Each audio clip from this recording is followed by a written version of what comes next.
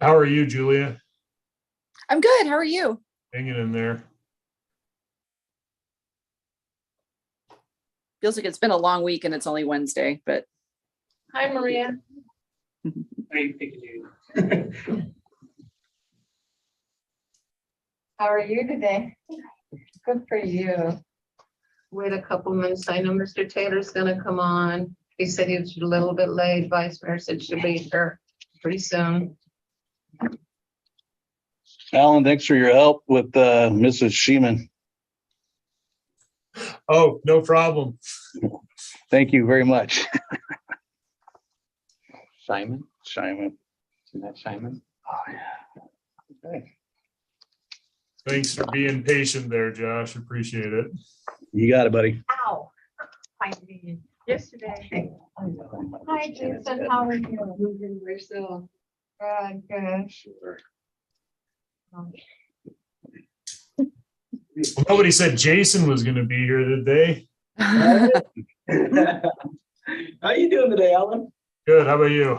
Oh, doing great. There's Mr. Lawless. He's on. We're waiting for Mr. Taylor and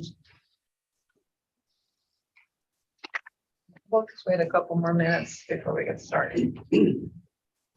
Rittenhour, how are you, sir? Doing great by yourself. Good. How's the golf game at 170? We were just talking about that, but it's not looking good on Sunday when I normally play. I might have to tee off earlier. I normally tee off at 8:24 on Sundays, but have to move that up to like 6:24. Heard of it this morning. And I said, no, I'll just do it this way.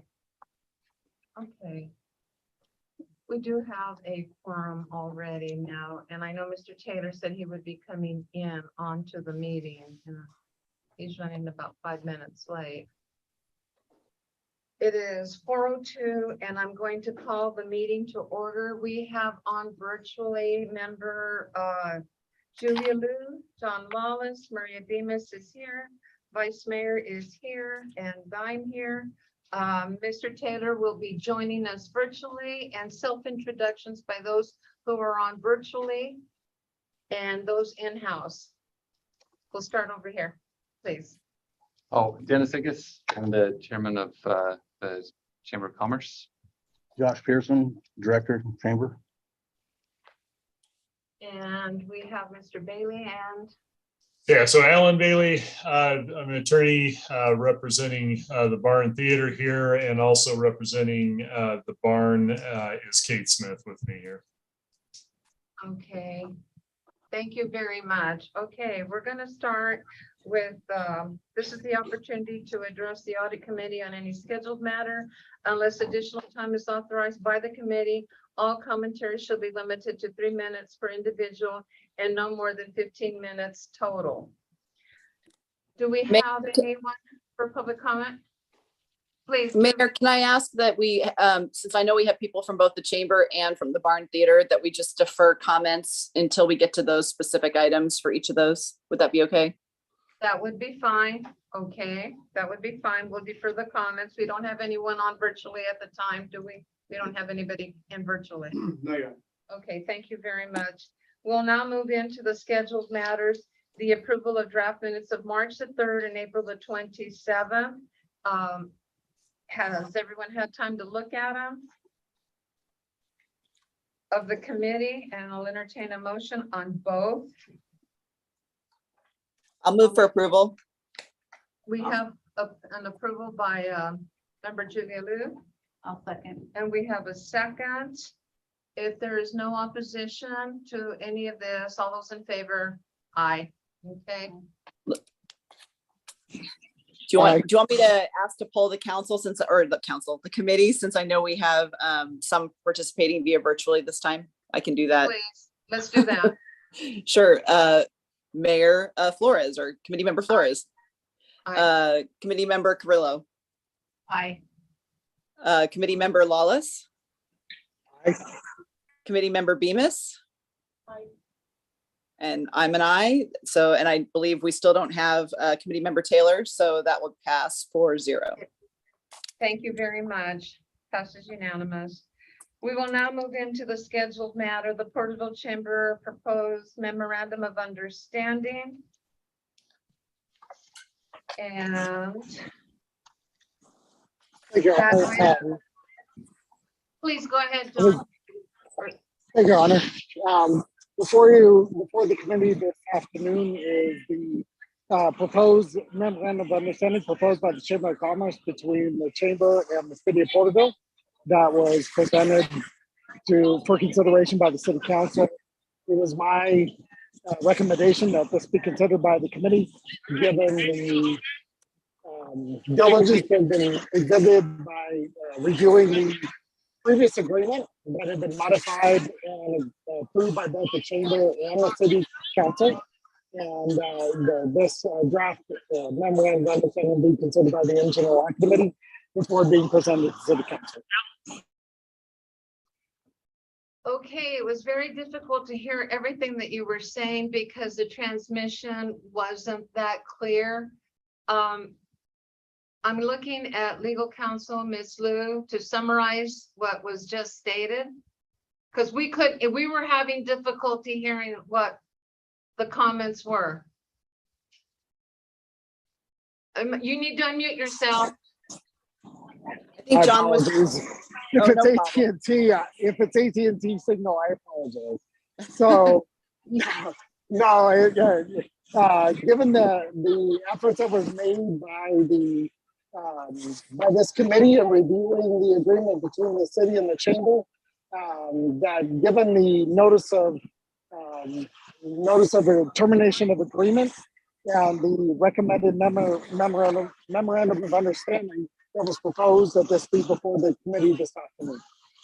Thank you. Because the agreement has been terminated by the Porterville Chamber, this memorandum of understanding that has been presented and set before us is to be brought to the Internal Audit Committee. We have Rob Taylor on the line now, member Rob Taylor. So I just wanted to state that for the record. Good afternoon, Mr. Taylor. Okay. With that being- Okay, thank you.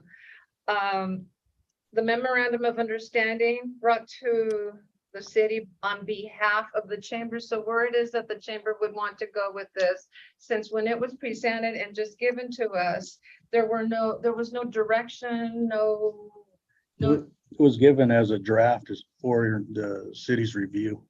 for the And then city review the day of, but there was not a letter attached to it or with information for us to consider it, which is why it was given to us at the council meeting as information only, which is why it's being brought here so that we can have the discussion of the memorandum of understanding, since it is brought forth to us on behalf of the chamber. Please. Chairperson Flores, I would just ask, does the chamber have anything they want to, then now would be a good time if they've got something they want to, if they bring up or raise with regard to this. Okay, So this is all new, this is new, since we've got so just for historical purposes, we had an agreement that we agreed to, or amendment to an agreement or amended agreement, but then that was terminated. So this is now being provided, I suppose, in lieu of that, or proposed in lieu of that. But I'd like to hear from the chamber representative, since I know that they're here. Yes, that's correct. So this was proposed in lieu of the contract that had been terminated. Due to the fact that we still want to be able to partner with the city, we still have the desire to continue to do events and do everything, just not take any money from the city. We still need that partnership to be able to do community events, do things for our businesses, continue to help Porterville as a city and as the businesses grow. That's still our intent. And that's why we wanted to do this memorandum of understanding. Okay. Yep. Thank you. Mhm. So we basically took the original contract and just took out the money portion and some of the other things in there and put what we thought were the most important parts, which are cooperation of both parties, meetings, exchange of information, that sort of thing. It was pretty simple. I figured, or we figured that the city would look at this and want to change some of the things. So that's why we just sent over a draft and just a general idea. And we're hoping to have an open line of communication on what this would look like. Okay, thank you.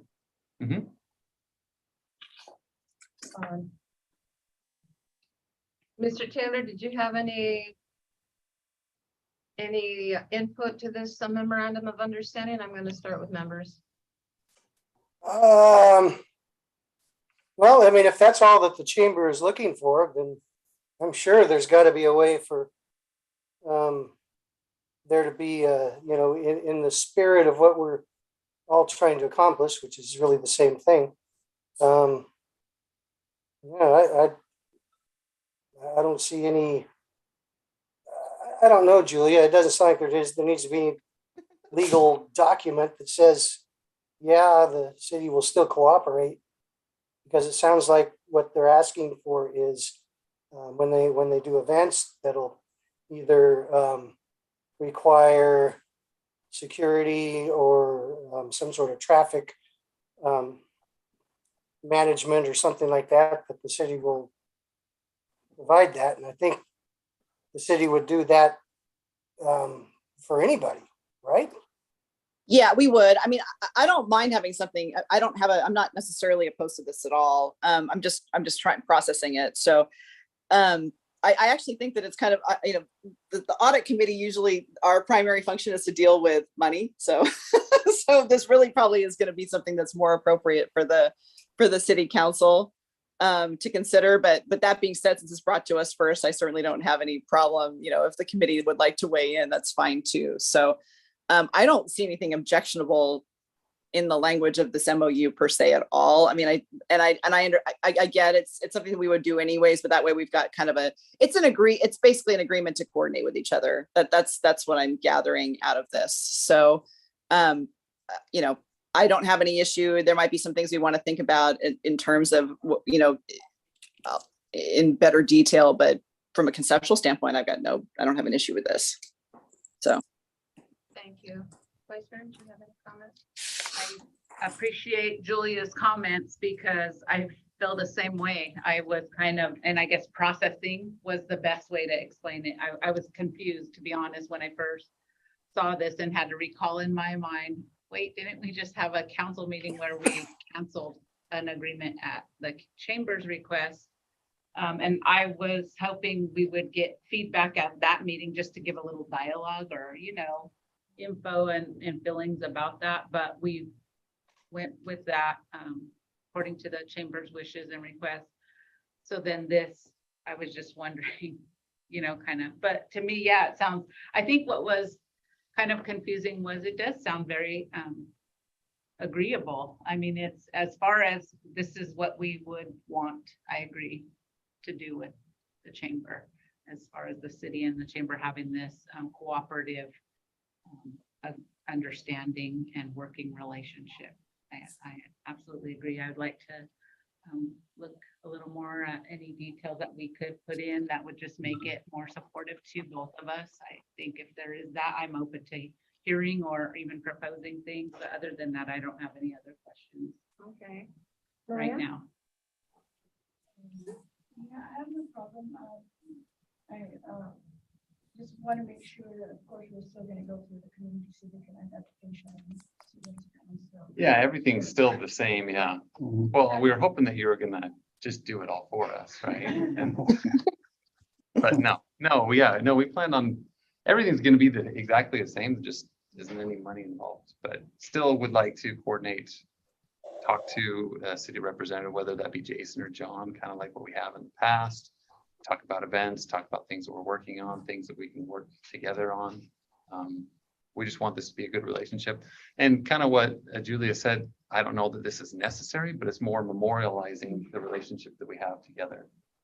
It's more than anything, because I guess this is something that you would do for anybody anyway. So. Well, I appreciate the dialogue and the fact that we are sitting here and having a conversation, which is important, because one of the things that I don't like to do is assume.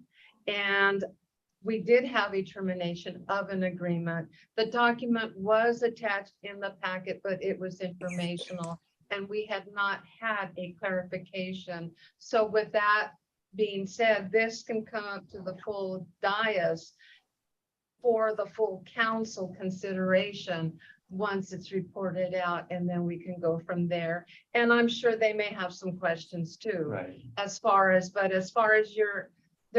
this is as you're proposed, and I didn't see anything wrong with the wording. And who knows, maybe the city can become members of the Porterville Chamber and go from there instead of the agreement that was in place before, you know, and then continue the partnership and continue an alliance and look in future, maybe, you know, sponsorships versus a specific dollar amount. And that's a discussion we can all have Yeah. on the council. And that's not a given. It's only just different things that can be done. Right. And we would welcome that. Yeah. For sure. It just kind of changes the way that it's structured. I Well, guess. and that's what we're grateful for, because I know it's I have been very forthright, and I said, no, we didn't terminate the agreement. It was the Porterville Chamber for clarification purposes. And that's where pretty much the conversations have led. Well, and it's about the collaborations and working together and going with things. Yeah. In the interest of the whole community versus, you know, not certain, you know, well, no, we're not going to do this. Yes, we're going to do this. Everyone struggled during COVID.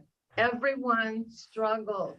It was not just the business, but everyone who was involved in those 2 years.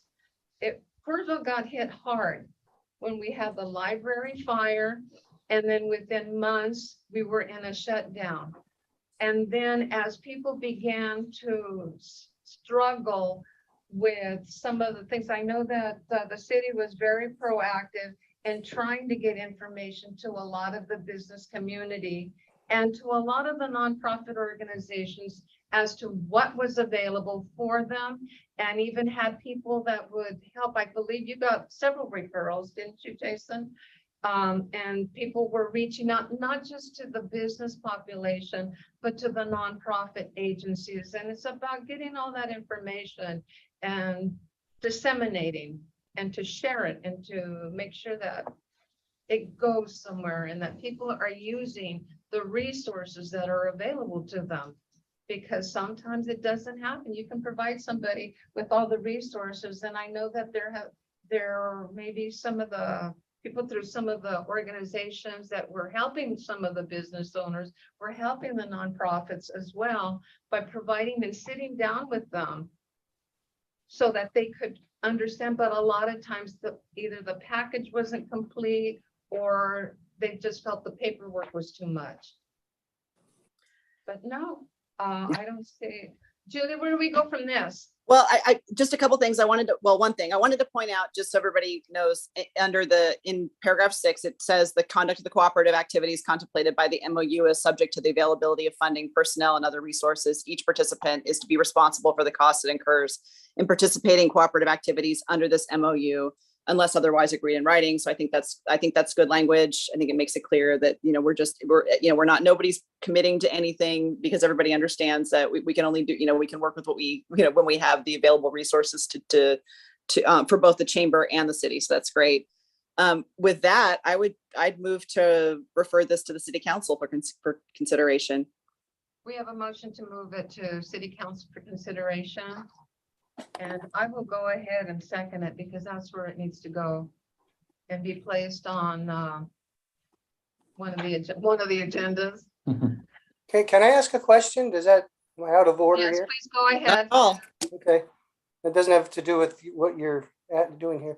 But I was curious, I wanted to ask the guys that are here today from the chamber, if you don't mind, if without that $35,000, what is your plan to continue to support the chamber financially? Or how's the chamber going to make it? I guess, what's the plan? And is there anything that the city can do to help with that, I guess. I don't know. That's a valid question. I mean, I think Mayor Flores gave a good idea in possibly being just a regular member, just like one of our other ones. Hopefully they would be one of the higher tiered ones, you know, that gets a lot of the benefits that we have. Being a regular member, we are changing our membership structure to try and make things more advantageous to our businesses, which will help with our funding. We're doing funding events. We had our first annual golf tournament, which helped with our funding for the year as well. And then we plan on doing some other events as well. So just more of the same things. We're just hoping to run things more efficiently than maybe they have in the most recent past, to where, yeah, I guess maybe that's the best way to say it. Does that answer your question? Okay, and you're not looking for any money at all from the city? Not at the present time. I mean, we would love for them to be a member, absolutely, just like any of the other businesses and other interested parties. But we're not asking for a contract similar to what we had in the past, I guess. And we're looking for a partnership. Yes, please go ahead. Just have one comment too. One of the things to consider, and it doesn't have to be in here, I'm not asking for that, but I do like the presentations and updates to city council. And it's not, I don't want it to seem like a required report as it's been talked about in the past. I like that the council is aware of, oh, these are, because there are actually really good things going on in the community. And I think that as we transition to being able to provide community services, the community is listening as well. So whether they're in the audience or online, I think that's always helpful to hear things that have gone on, things that have been successful, and then also what's coming up. Now, are you talking about the quarterly reports? I or think the any, 3 minutes? Because I think any of it. we continue to plan on doing the 3 minutes. You know how we have the 3 Oral minutes. So communication. oral We'll communication. still have our CEO, Christy Barton, down there. Yeah, for all so the she's going to meetings. continue to come to every city council meeting, do the 3 minutes to keep you guys updated. Now, whether you want a quarterly report or something like to that effect. Well, I'm going to share something because this has happened in the past when it was years ago and predecessors before, but not just with the Porterville Chamber, but the Tulare Kings Hispanic Chamber of Commerce. They would come in, provide the events, and they would just give us a detail as to what's going on in the community of activities, and that they would invite all of those that were in the House of Council chambers, but it was just within the 3 minutes. Yeah. And it was just an update, or it was communication, and it was open to everyone so that people that were sitting in council chambers got to hear what the other chambers were doing. And because of the memberships and the Tulare Kings from Porterville, then also the Porterville Chamber, they used to do and commingle events, which made it stronger for the both of them. And a lot of the same membership that was in one was in the other, and they would bring others to attend as well. So that is that would be something that we would like to continue, is to get events, to get information as to where the chamber is going, because those invitations were unilateral and it brought communications on a bigger spectrum, a larger.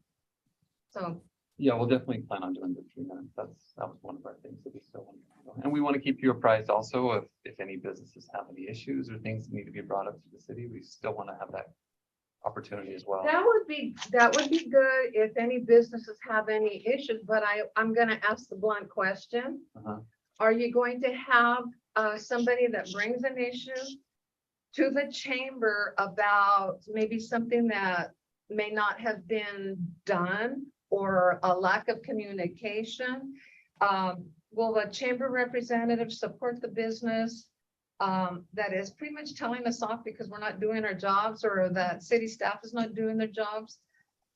If there's that communication that's being done already internally? I could not answer that because I don't know. I would assume it'd be on a case by case basis. I don't. That's don't the think- only question I I don't have. think that That's the we've only. necessarily supported, that I know of, supported anybody in, but maybe I'm wrong. Unless somebody misrepresented themselves, Yeah. but Yeah, but I, Right. that would never be, That's just a question I'm bringing up. I don't think because that's it's a really our scenario. intention yeah, to, that's definitely not. to Yeah.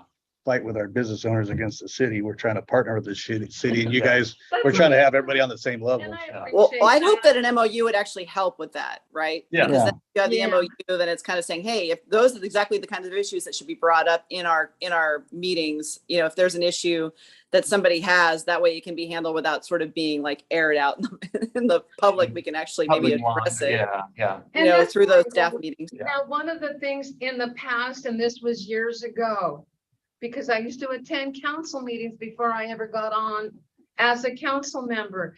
You had members of the the representatives from the Porterville Chamber and the Tulare Kings Hispanic Chamber. If there was an item on the agenda that would help the business, they would speak in favor and be supportive of that item that was on the agenda.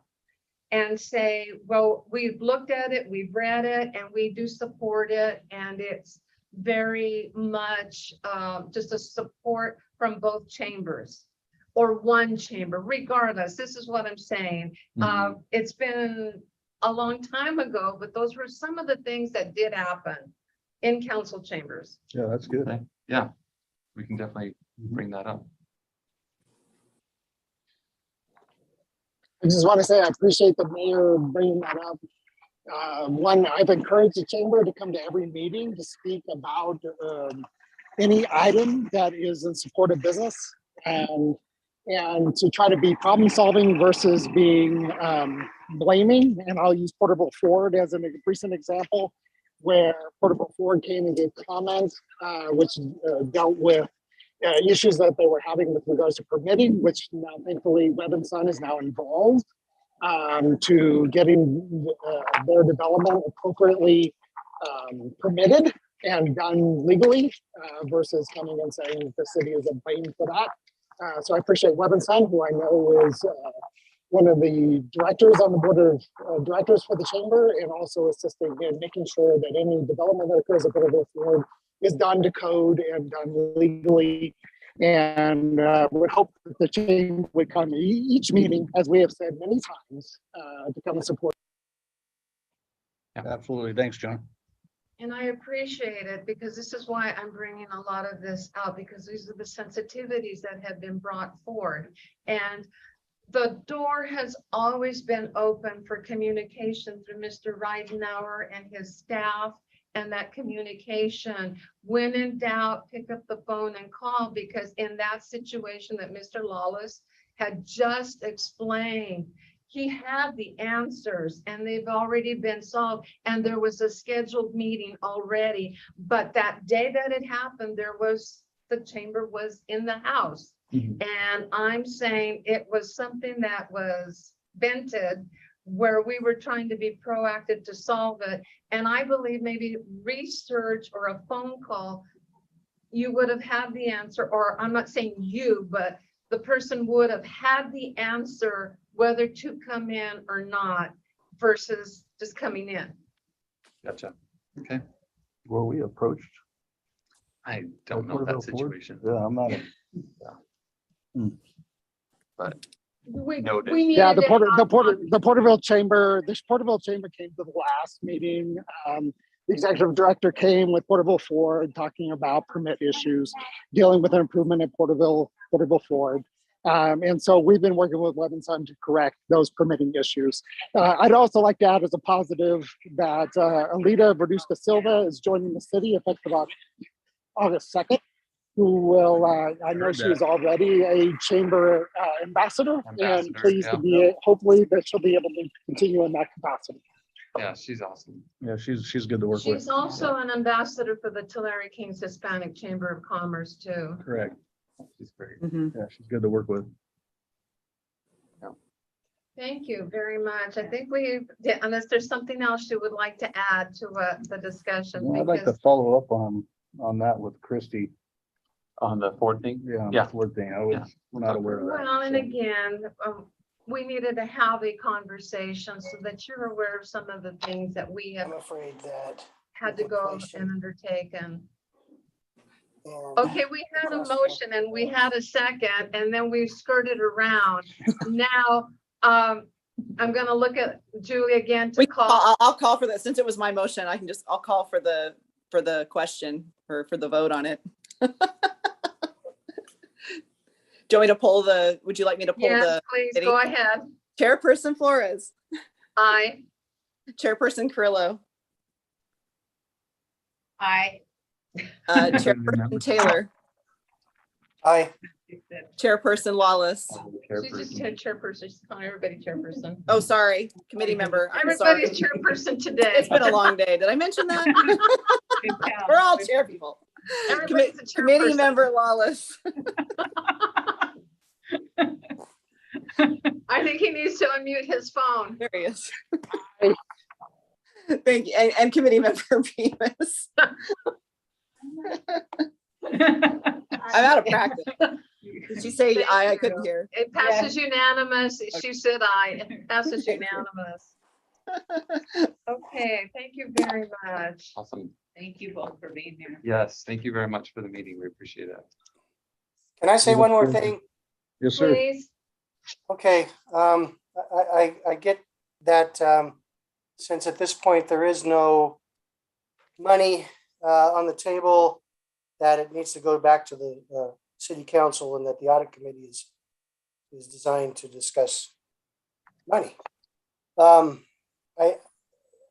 just a little concerned for the chamber, to take away any possibility of support from the city. And the reason is we've got some horrendous economic news.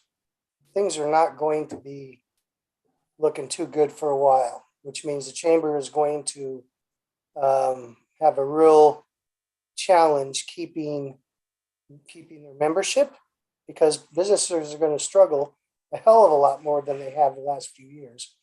They've got a lot of money from the government. And that money's not there, and inflation's going through the roof. I just hate the idea of the chamber taking that possibility off the table, because I believe that maybe for right now it's fine, and maybe you have a good plan, but like the famous philosopher Mike Tyson says, everybody has a good plan until they get punched in the face.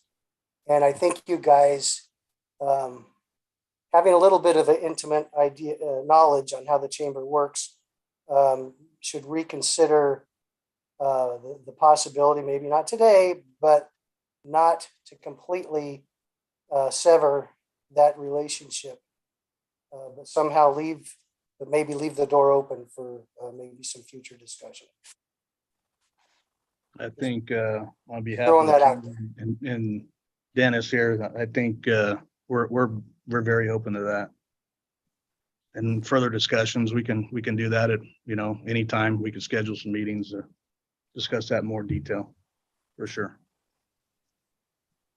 And I feel like the efforts that the chamber is doing right now is building and trying to maintain and I guess build the relationship. That is the main goal for both of us. So I feel like they are taking this effort. Well, we have made a decision already, and we're gonna take a MOU and we'll start there. Okay. Okay? Sounds good. All right. Thank Thank you you. so And much. if I could, Mayor, we'll plan for Please. that to be in front of the council at its meeting, first meeting of August 3rd. Okay, the first meeting in August. Excellent. Okay. Well, thank you all for your time. Appreciate it. Thank you. Okay, it is appreciated, and thank you so much. Hey, I had to sit through their thing. You're not leaving, are you, Dennis? I'm sorry, Alan. Enjoy. Good luck, Barn Theater. communication. Also, I just heard that Rob wants to be the chamber president again. Yeah. Oh, cool. I We have that bet on I don't get record? elected with this group. Good to see you, Dennis. Thank you. Thank you. Okay. Give you some space. Oh, that's okay. I'm I surprised. just didn't want to sit with my back. We need Maria over here. No, she's not gonna do it. All right. I like how you're still managed to be off camera, Maria. She just managed to stay off the camera. It is appreciated. Now we will go into the review of the Barn Theater Agreement. Mr. Lawless?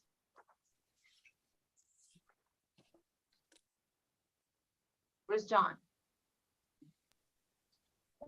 Takes a little bit here on Verizon, so I apologize. Okay. So, yeah, so we have before us, and I appreciate Mr. Bailey's attendance in reviewing the Burn Theater Agreement. I know this was reviewed by the Audit Committee at its last meeting, which I guess one of the urban myths that was debunked was that even, I guess, the oral history had been that the city had a land lease with the Barn Theater and it owned its facility. But I guess in review of the agreement, and this is why attorneys exist, is that in review of that, it's like any other license agreement that the city has with use of city property with other entities, that the city owns both the land and the facility, with the Barn Theater having responsibility for maintenance of the facility. So with that, I guess this has just been a general view of all of, I guess, an order of all of its license agreements as it relates to facilities and the entities that use them at whatever negotiated lease agreement it is. John, did we confirm any, if there are any restrictive covenants on that land itself, on the use? What I can tell you is that what I know and can provide is that there is a reversion on this property back to the family. And the only reason I know this is time that we spent when we acquired the Henry Street property. Yeah. That what we call the vegetable garden does not have a reversion on it. It is owned by the city free and clear. What I do have is paperwork that indicates that that this property, which the Barn Theater operates on, if it's not used for a park purpose or some other community purpose, would revert back to the Murray family, which we understand there to be a judge in Fresno that is kind of a descendant of that family. Oh, okay. Okay. And then I know that Alan had checked in with me a couple weeks ago just to find out what was going on. They knew that it was up for discussion. And what I told Alan was that this would be a good opportunity for the Barn Theater to come, because I know that they've had concerns that they are looking at ways that they can utilize the property to raise funds for their purpose. So I asked that he come with whatever representative. So thank you for coming. Well, I'm sorry, what was your name again? Is it? Sorry, here with me is Kate Smith. Okay, Kate Smith. That's what I thought I heard, but I wasn't. I wanted to make sure I had it right. So if you guys would like to talk to us about things that you would like to see or potential changes, now would be a good time, since we're going through this process of reviewing this agreement. I know there's been some issues that have come up over the past few years on whether, to the extent the fundraiser would be appropriate, or what the activity was, and whether or not it would be allowed given the current language in the agreement. Yeah, just real quick, skipping back to, what John had called, these urban myths that were debunked. I mean, it would be helpful to see the documents that, that we're talking about, whether it's a deed with the reversionary interest, and just so we can outline what those responsibilities are, because I'm kind of approaching this jumping in, trying to figure out, okay, what are the specific responsibilities that the barn has, and what are those I guess those things that would cause the land to revert back so that we can avoid any issues in relation to that with the agreement. Skipping back to your question, Julia, I mean, really what we're talking about here is, you know, the barn has fundraising that's really the lifeblood of it for its ability to have these community theater events. And a lot of the things that they're hoping to do in terms of fundraising and events, you know, may not necessarily be a play, but a lot of it is performing in fine arts oriented items. You know, so what they're hoping to do is have you know, have concerts and comedy nights, art nights, you know, talent shows, musical performances. And then also allow other community clubs to use the theater for talent shows, dance recitals, and then maybe even Christmas parties, weddings, birthdays, showers, things that, you know, you'd see, you know, you would see, for example, maybe at the Veterans Memorial Building. You know, and as well as dinners and luncheons and things like that. So, I mean, the idea would be community events that fall certainly within the ambit of performing arts, but also things that would support those performing arts with revenue that helps them, you know, keep things afloat and off the ground.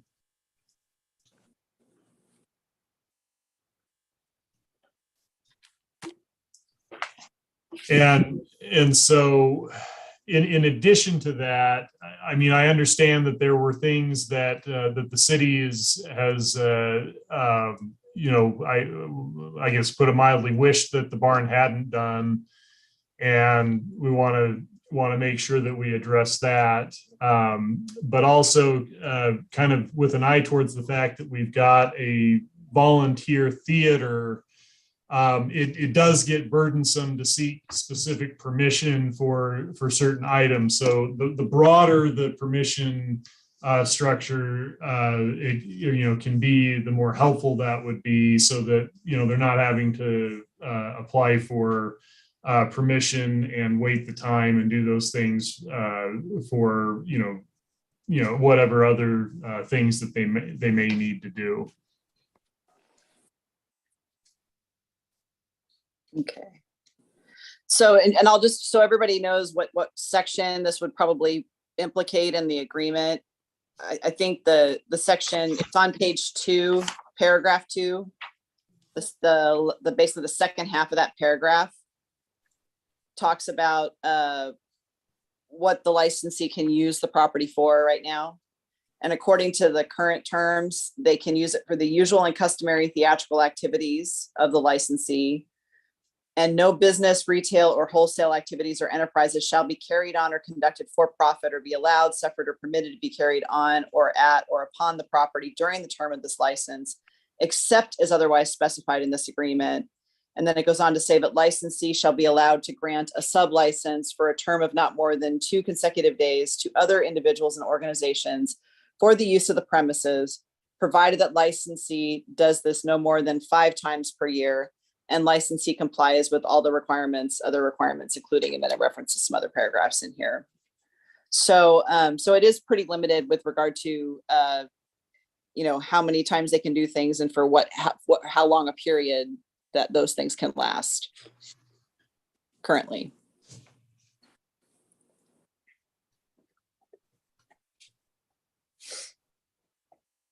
Please go ahead. Jason Ridenour, Community Development Director.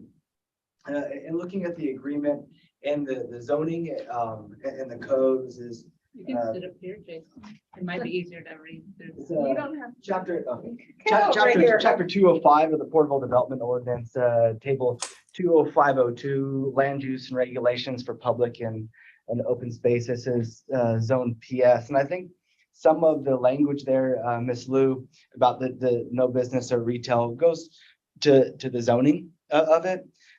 As if you look at, there is a use classification of retail sales, And under that, there's only one retail sales that is shown there, and it's a swap meet, and it's required for a conditional use permit, as majority of land that's zoned public, semi-public, which is what PS is really falls in the lines of what the Barn Theater does, such as, community organizations, public safety buildings, parks, recreations, government offices, instructional services, those sorts of things. And so I imagine some of that language was derived in relationship to the zoning. So I just wanted to Gotcha. note that for the record. And so that's probably. But that specifically relates to the retail sales then? Correct. The restrictions. Okay. But that wasn't what I was actually hearing, Alan. You were actually proposing, right? You guys are proposing potentially allowing the sub-license for special events that don't necessarily have to involve retail. Is that what I'm hearing? Correct. And to be clear, some of those would be private events. I mean, like we're talking, Christmas parties, perhaps weddings or birthdays or baby showers. But the idea would be, hey, it's open, for use. We don't have a play that night, but this would help support the barn's other activities.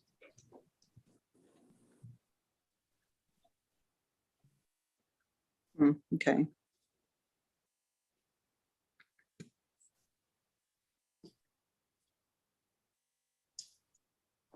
And then of course, we would have other events, like concerts, having comedians and other performers coming, and they'd be selling tickets to those things. Right.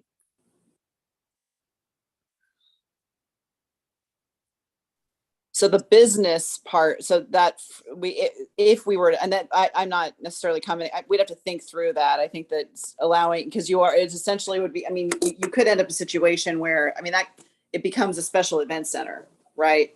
Under that idea, potentially, when not in use for theater. Right. That's kind of what I'm hearing. Right. But it would be it's towards fulfilling the purposes that right. the barn is put forward. But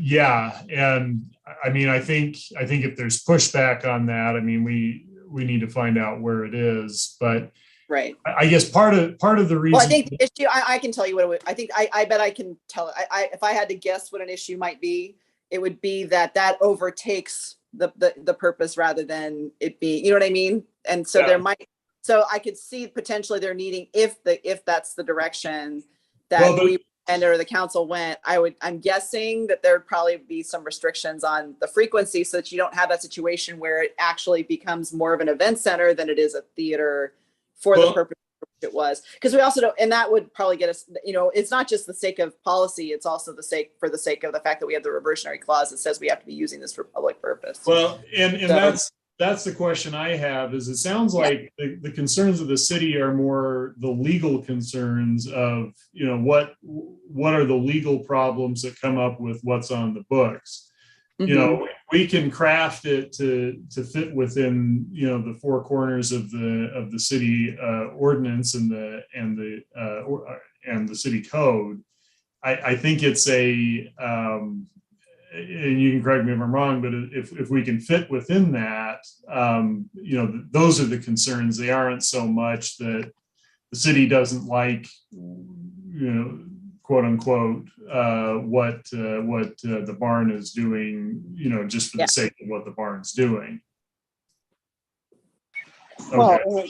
Well, if I could add, Alan, I think it's more just that the agreement is being followed, that it needs to be modified according to interest, and it needs to be done so and approved by the council. And we need to also, and I mentioned this before, to the barn, that with cannabis, commercial cannabis opportunities being presented in the downtown, it is an intent of the city to have a supporting financial infrastructure to support nonprofits. And I've mentioned this to the barn theater before.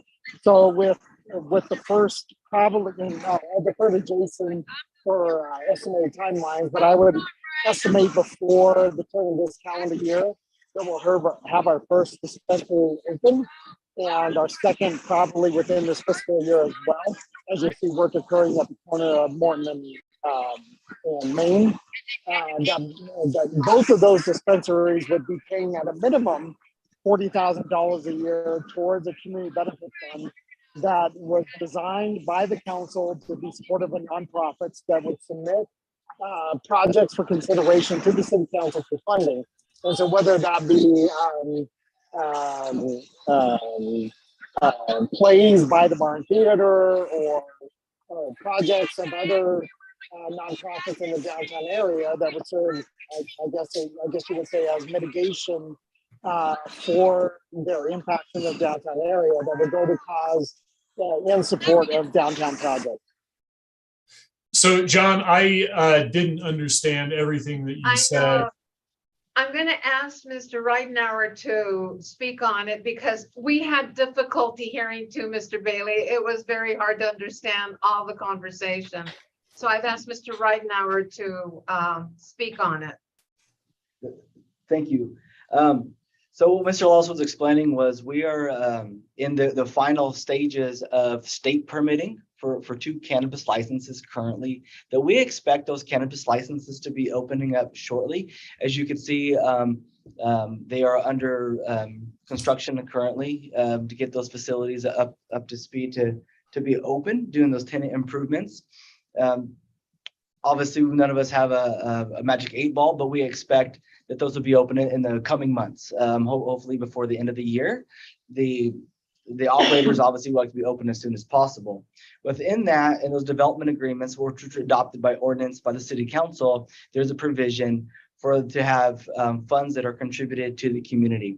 And so it has been the direction of the city council prior in discussions that those funds be utilized for the downtown area, which would encompass the Barn Theater. So there may be a funding opportunity in the future for the Barn Theater as a promotion of the arts to be a recipient of some of those funds that are derived from the cannabis retail operations. Okay. John, did that summarize it okay for you?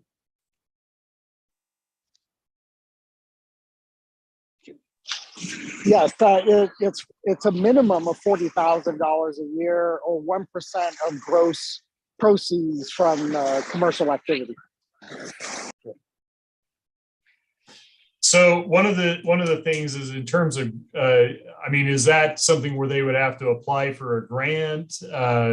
Because my understanding is, and concerns that the Barns had in the past, is they applied for grants and things and have essentially been told that they don't qualify because they don't have paid employees. My understanding was that it would be a process where the funds are requested or applied for. What the Barn is referring to is many of the state and federal grants that the city may have been a pass-through for or facilitated in providing information for, required that they be tied to employment opportunities, such as CDBG is geared that way. And some of the SBA loans also were geared in that fashion.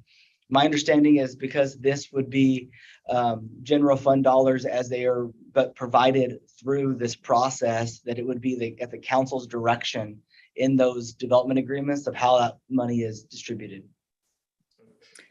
Right. So the city would be making those determinations solely. It's solely a city program.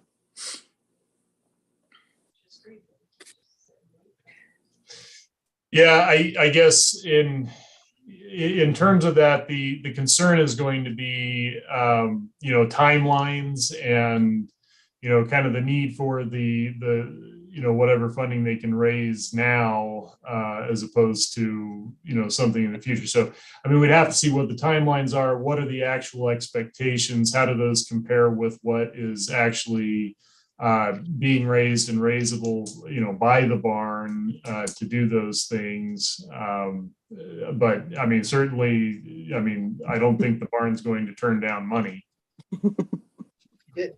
And I believe the intention of the comment was just to provide information of in the hopefully near future, there will be a potential funding source for nonprofits that such as the Barn Theater and other downtown interests that could be promoted by those funds. Yeah. Just to add, to provide another source of potential funding.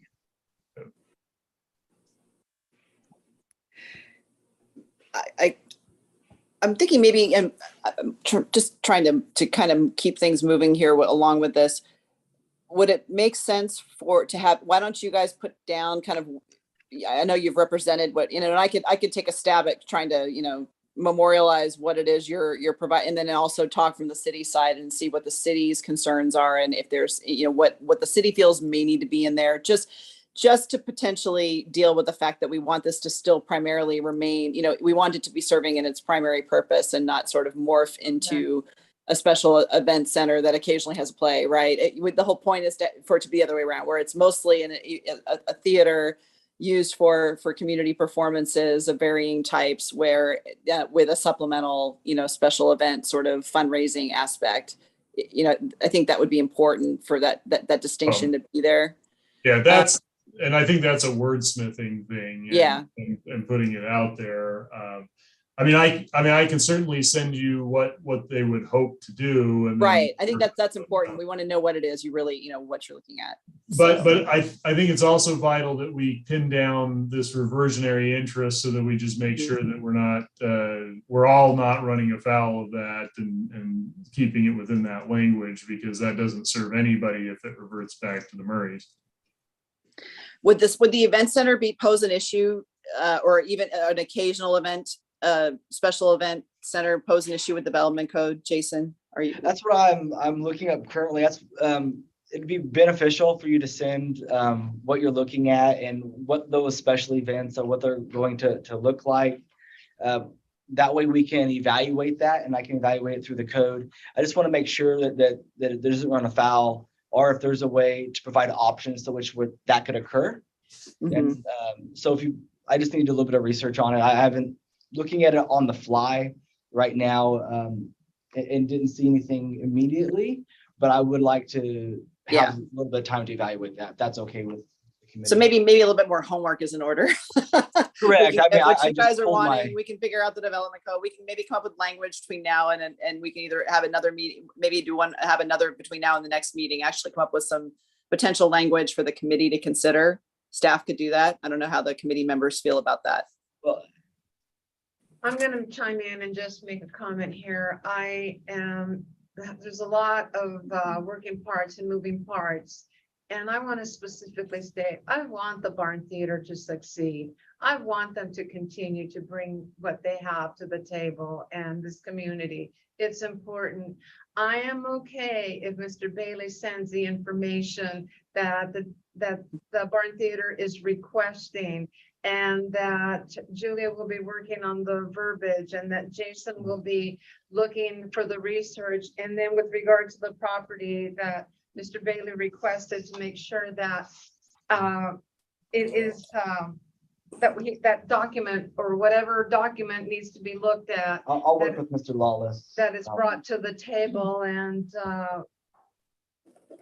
there's more that needs to be done. How about you, Vice Mayor? Yeah, I feel good with reviewing anything. I think just my initial concern is hearing it go, and I understand what Mr. Bailey's saying about some, ideas and creating opportunity. But when I hear things like taking the original intention and the unique service that the things that we love about the Barn Theater is, and having those arts, and then showing that, and then changing that to an event center in the way that we say things like baby showers and weddings. And I know it's not just about wordsmithing, because it's about changing the theme of what that Barn Theater is known for. So that would just be my concerns in looking at it. But I think hearing a little bit of feedback from Jason and John, and then also Mr. Bailey, and a little more information about what the Barn Theater is looking at. Maybe we could come to an agreement or have a better discussion, I'll say Have a that. better discussion, I agree. Mr. Taylor, Rob Taylor. I love the idea. I love what Mr. Bailey is proposing. The world we live in today, no business can survive being one dimensional. And there's times, honestly, where I've wanted to do an event and thought, the bar and theater would be a great place to do it. Couldn't do it. I think that we need to work through the bureaucracy of this as quick as we can. The barn is definitely a city treasure. And I know that the city just came up with an additional $35,000 today that would have been spent somewhere else. And I don't see any reason why. Well, I wasn't going to say anything, Rob, but I know exactly what you're thinking, Alan. I think the same thing. Let's give the barn 35 grand and let's get these guys going, baby. That's Thank you my for 2 cents. Comments, Mr. Taylor. I'm gonna look at Maria. Any comments to this regard? Yeah, the only other concern or question, I believe the parking lot, sometimes there's events that happen there that we don't know about. Oh, parking lot? I Okay. believe there's something that, events that things they sponsor. Okay. And sometimes they happen and You don't know about them till afterwards? right, or it would be just part of this whole licensing and so that they don't need to come back to city or maybe the city for them. I'm sorry, I didn't hear that. I heard something about a parking lot. The concern that was expressed, and please correct me if I'm wrong, okay? The concern that was expressed by Ms. Bemis is that there have been parking lot events that have happened and that they are unaware of them until it's happened. It's an afterthought. And that that would be the filling out a community civic event, the form and the process. So maybe that could be tied into what's being done. Or Somewhere in there maybe that could be tied into this agreement.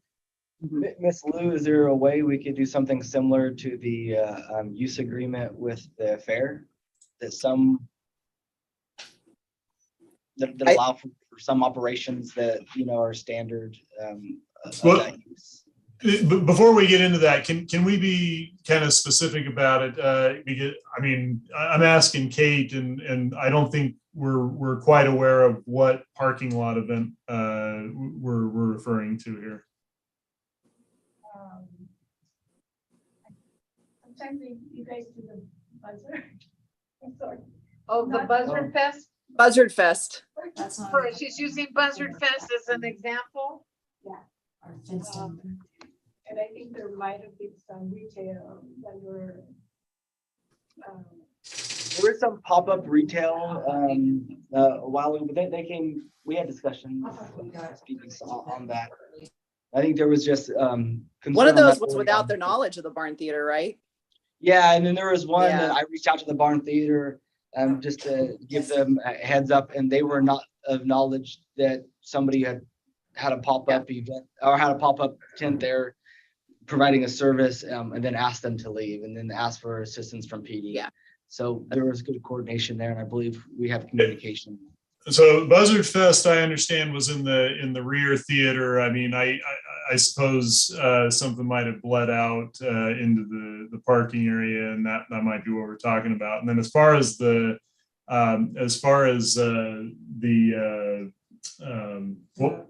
pop-up event? Yeah, the pop-up event, I'm sorry. It was the barn's understanding that they had gotten permission for that. No, for one of the pop-up events, they did get approval. We did work with them on that.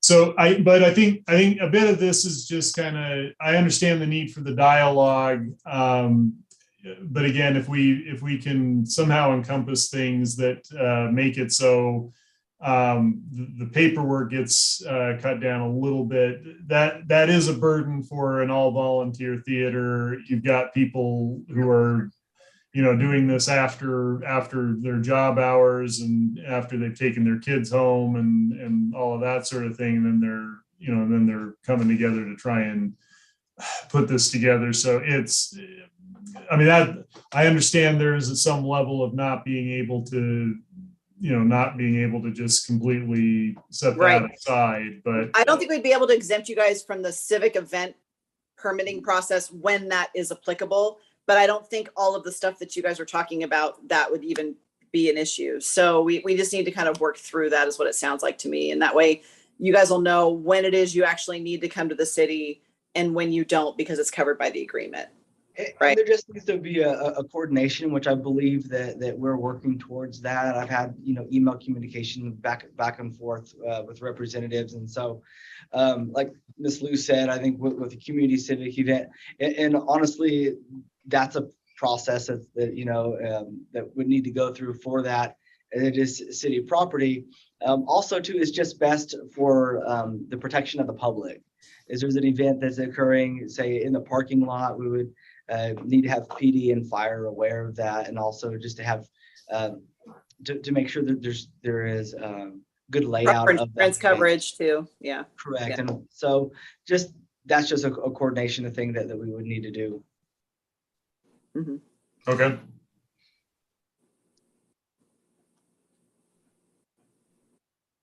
All right, so this is something that is gonna be worked on. Yeah, so And- what I've got is just to kind of, so everybody knows what I think needs to happen. We're gonna see if we can button up the documentation, and we'll send over to the bar and theater representatives, as well as the committee, the information that we find with regard to the historical trail that John referenced earlier. And then we'll look up, I'll see if I can find the reversionary. I know I've got it somewhere. Like John said, it's come up in other issues that are, from years ago. So I'll see what we can pull up in the city records with regard to the reversionary interest. Make sure you guys have that information. If you can send over explicitly what you want to do, Kate through Alan, or however you want to do that, get it over to the city so that we can review that. And then we can start looking at potential ways to accommodate what it is you guys are trying to work towards. That makes sense. And with agreement, and we can get that language then, in at least a proposed, language in front of the committee to consider. Okay. All right, then we look forward to having it, and then we'll work on a date to this regard. Yep. Okay, that communication will be made between you and Mr. Bailey? Well, sure. Well, actually, do you want to go ahead and try to set another date for another internal audit committee meeting? Do we want to bring it back at the next internal audit committee? That way That- you'll that- have the time. That's what I planned on, if that works for Okay. everybody. When is that? It'll We're be, looking at August. And how is the 24th? Um, I'm checking my calendar. I have a meeting at 6 o'clock, but as long as we're done. before Okay, that- how about, let's do this.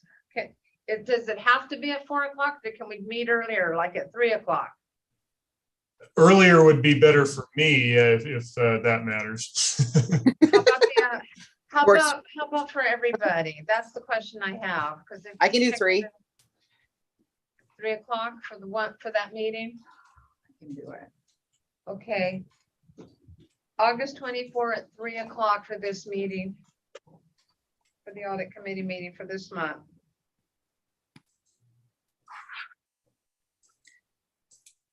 Is there anything else we're going to want to put on there while we're discussing this? Or is For the agenda. this enough? We did, well, with that one will probably take all the other, I know that we had discussed the Comisión Honorífica, and maybe if we could just have that just to look at it. We can finish this one, hopefully. Finish this one and and just start to another have one? Yes. Yeah. And Mayor, if I could, I may want to add the FTA audit. FTA audit. The FTA audit, and we'll be responding to their what's called triennial audit, which is a 3-year audit, which will be the final one the city experiences before it becomes the Floyd County Regional Transportation Authority's responsibility. Okay, so that for the next one, our meeting will be August the 24th at 3 o'clock. And it will be the barn, we'll finish the barn theater and then we'll have Comisión Honorífica and the FTA audit. Is there anything else? That's probably. That's good enough. enough. I want to say thank you, Alan and Katie, because we wanted to have this discussion and I really appreciate you're taking the time. Well, we appreciate the council taking the time and the committee taking the time on this. I mean, and helping us get this compliance moving forward. So I think this is constructive, and we're going to be able to get this put together. Okay, and in the meantime, you guys do what you have to do, and Jason will do what he has to do, and we'll move on with it. So thank you very much. We just took care of other matters. We scheduled the meeting. We've added the agenda items, and I'm looking at the time. It's 5:10. If there's no other discussion, we will adjourn this meeting. Thank you. Thank you very all. much, everyone.